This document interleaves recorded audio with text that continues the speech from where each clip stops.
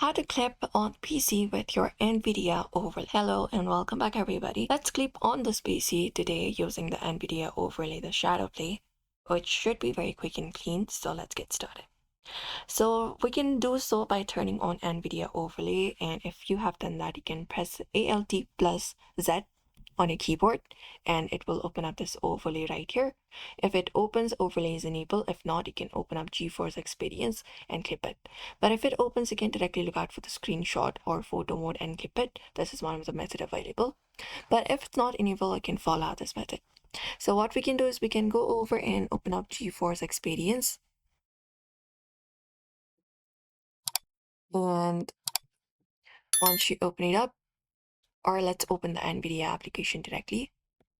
And once it opens, you can go to settings, and within settings, you can look out for this option called NVIDIA Overlay, or within game overlay also, you can look out for the game overlay and turn that option on.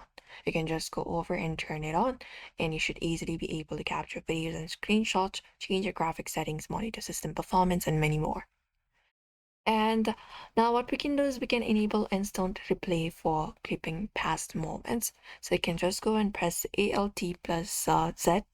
So go over and press Alt plus Z and this pops up. Look out for instant replay option and ensure this option is turned on like this. And once it is turned on, you can choose up settings. So we have configure video capture settings. You can click on the gear icon to open it up, and there will be finding different options.